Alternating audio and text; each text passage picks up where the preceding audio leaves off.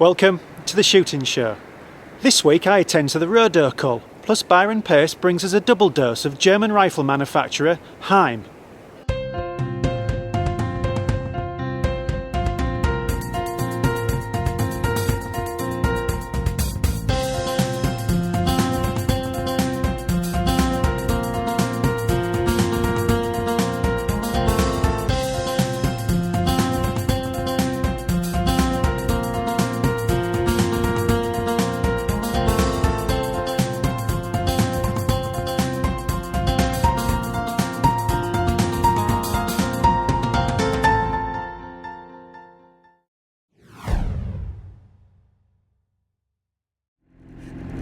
Just back from hunting overseas, I'm keen to make a start on my roe doe cull.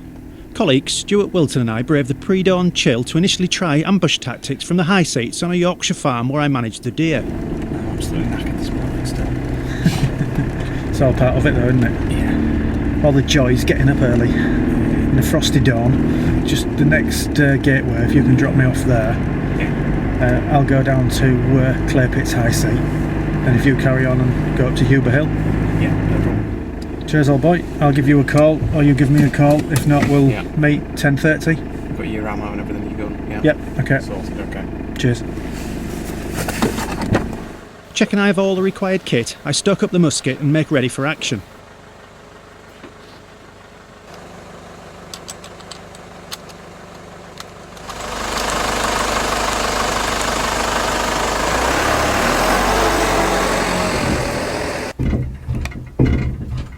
A short climb up the ladder puts me in my lofty yet comfortable position.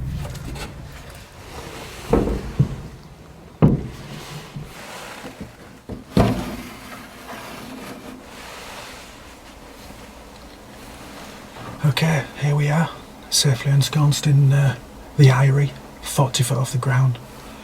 Wind's perfect. I've got the Remy 700 heavy barrel, which is absolutely ideal for steady shooting out of the high seat. I may do some foot stalking later on, and it's a bit of a lump to carry around then, but from the high seat, absolutely perfect. Topped with a 1.7 to 10 by 42 Z6 SWAROVSKI glass. Absolutely perfect for the job. All we've got to do now is wait for dawn.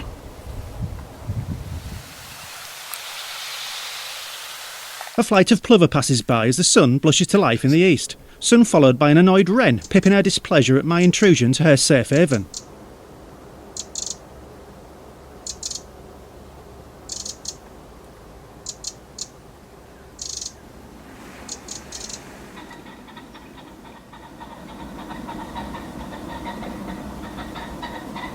Time ticks on and I see nothing more apart from an insomniac barn owl returning from the late shift.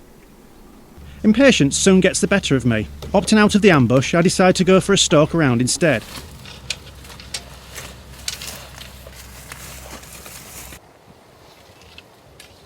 Moving stealthily with the wind in my face, I stop and spy often, taking particular care at field gateways and gaps in the hedgerow.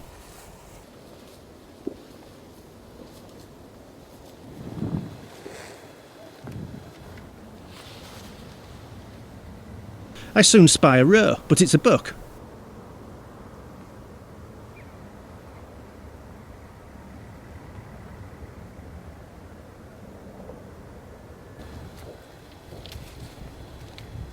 Moving on, I stick to the same tactics, keeping the wind and stopping often to spy.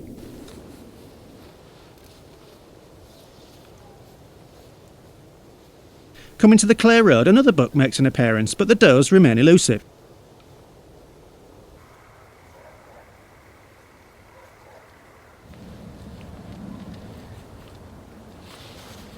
Thankfully, my luck turns as I approach the willow wood and drop onto a mature doe.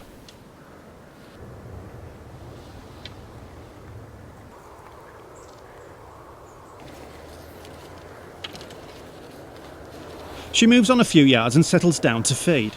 Everything looks good for a shot. I'm convinced she hasn't a follower at foot, and I carefully deploy the quad sticks in anticipation of all the elements coming together. Unfortunately, she quarters somewhat and I must deliberate a little longer over bullet placement. Her head is down toward me and I opt for an ethical headshot.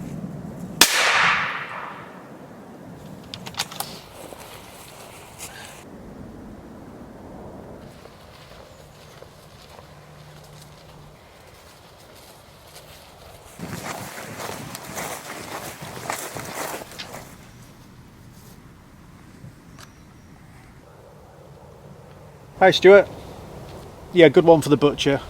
Yeah, headshot. Yeah, if you can come down to the Willow High Seat, Big Willows. Yeah, just past there where the junction of the gateway is. Roger that.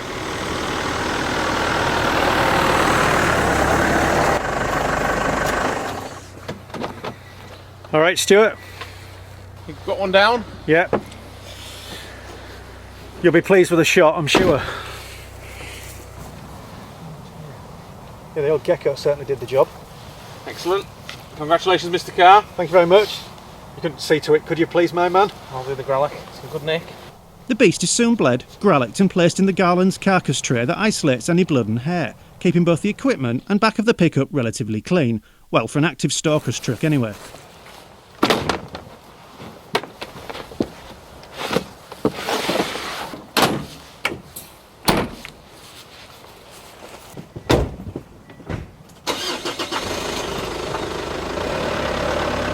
So you've had a little more luck than me this morning, Mr. Carr? Yeah, but I think luck seemed to favour me today. I didn't see anything when I was in the high seat. Conditions looked favourable, but nothing really came my way. Got out of the high seat, went for a 20-minute, half an hour stalk around. Dropped on a buck. He was 2 weeks the wrong side of the no shoot date, so let him go. It was a nice young cull buck. When I went across the clay road, saw another buck. Again, you always see the bucks in the doe season. But yeah, dropped onto a doe, came through a gap in the hedge. She stood and made the decision and took the shot. And I know you're not a big advocate of headshots, but on this particular occasion you fairly conclusive headshot with the gecko ammunition. Yeah, I don't normally take those kind of shots, but the position that I was at, the deer was sort of badly quartered really. I could have taken a shot through the chest between the two front legs, but its head was facing towards me and down. Really the only favourable headshot that I take is at the back of the head, but on this occasion, because the head was down, I could see right at the top of the cranium, and I put the bullet sort of just up above the eye, and it completely took out back left hand side of the cranium, so yeah, it was conclusive.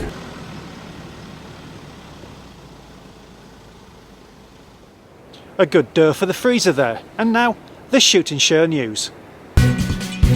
This is the Shooting Show news. British Deer Society has signed up a 1,000-acre estate to help candidates pass the DSC2. The qualification requires stalkers to complete 3 witness stalks, something many struggle to do because they cannot get a stalking permission. Now the BDS will run 2-day courses from October to February in a deer park in Sussex. It says it has modernised the way the DSC2 is completed. A 2-day package costs £492.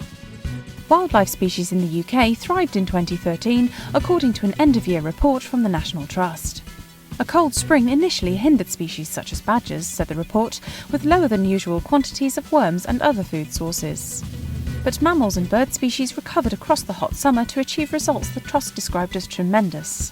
This comes after a report that said that UK mammals including muntjac, roe and red deer had experienced large population growths in the last generation. More news in Sporting Rifle magazine. More than 250,000 people attended the Boxing Day hunts, according to reports. This high turnout flies in the face of a League Against Cruel Sports poll that said 8 out of 10 people would prefer hunting to stay illegal. The Countryside Alliance's Tim Bonner said the poll had been desperate and dishonest, and there was strong support for overturning the ban. There's been last-ditch opposition to general licence changes in Scotland. BASC continues to fight legislation, which came into effect on New Year's Day, that could see estates have general licences revoked based on reason to believe bird crimes have taken place. This follows a consultation that BASC says was too short, too late and containing poorly developed proposals. A BASC statement said granting civil servants a legal power to impact on businesses and livelihoods in the absence of a criminal offence is simply unacceptable and open to abuse. And finally, the Countryside Alliance chairman has urged the public to stop donating to the RSPCA, which he says has become sinister and nasty. After a string of high-profile prosecutions in 2013, Barney White Spanner said the once great institution had seen its membership plummet as it moved its focus from animal welfare to litigation. That was the Shooting Show News.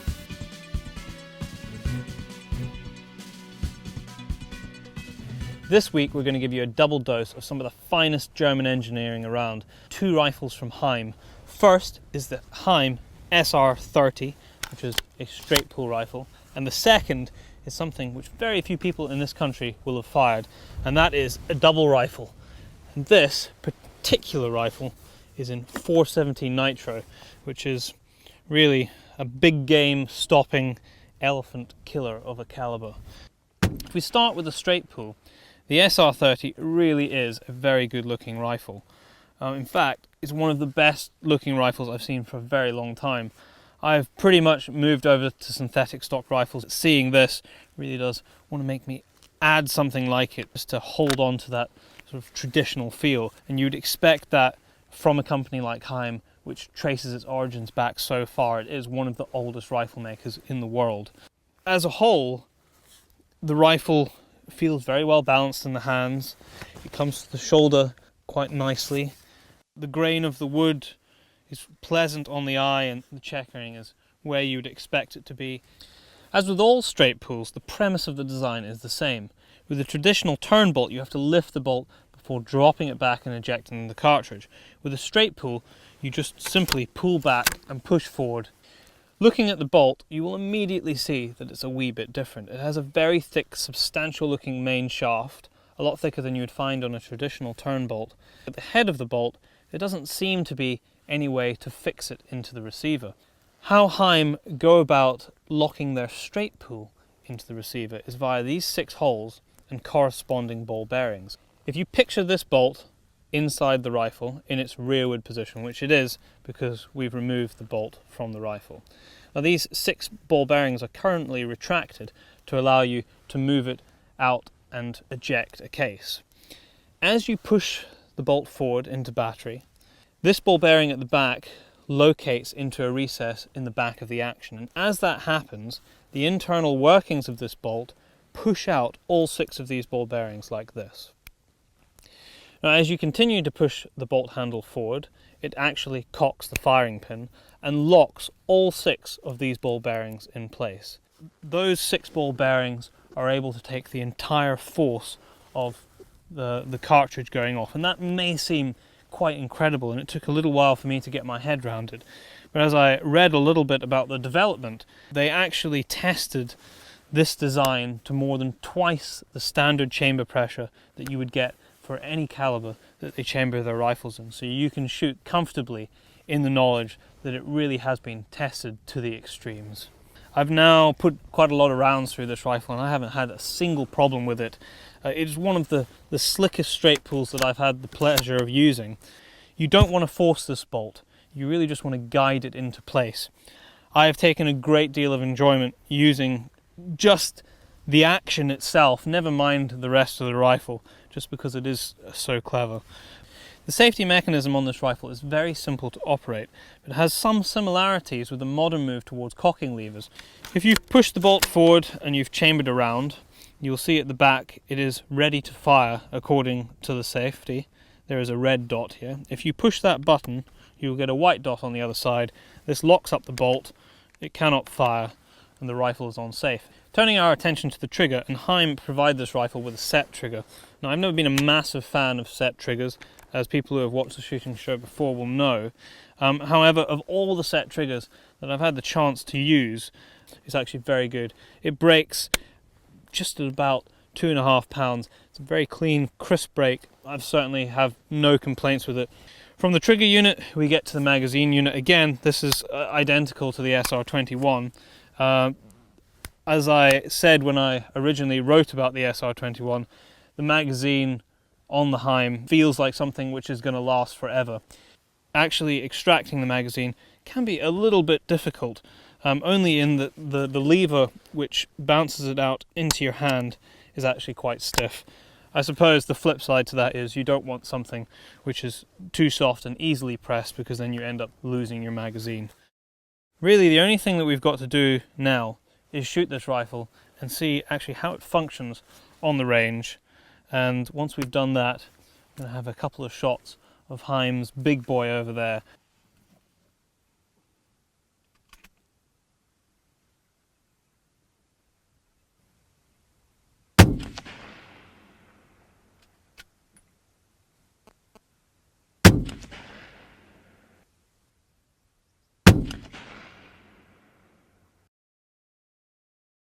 Firstly, you need to make sure that you're turning your attention to this target here, because this is what I was shooting with the SR30.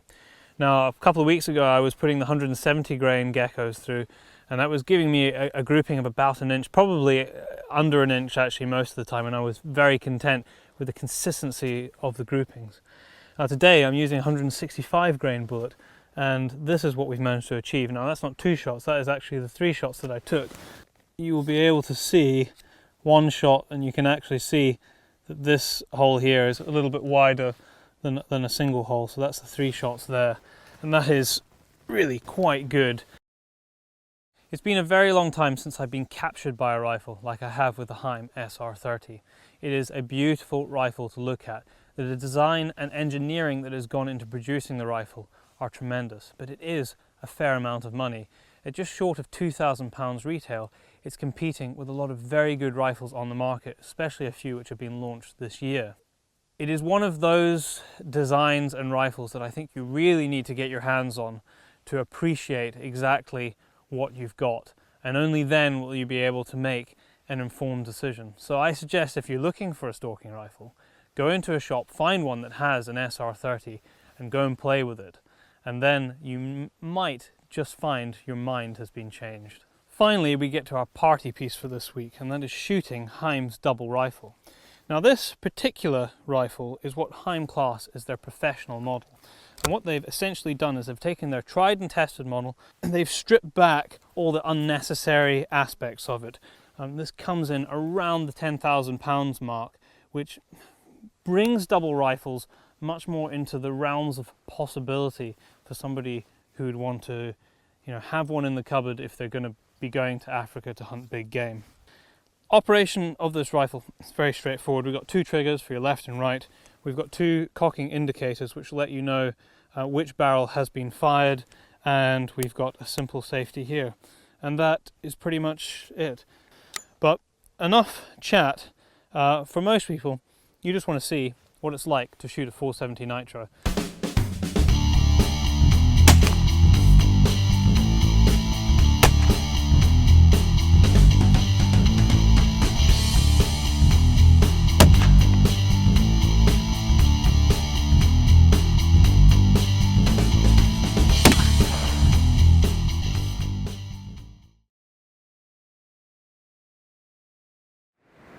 Well, that's it for this week. Thanks for watching. Please don't forget to like us on Facebook and follow us on Twitter. This has been The Shooting Show.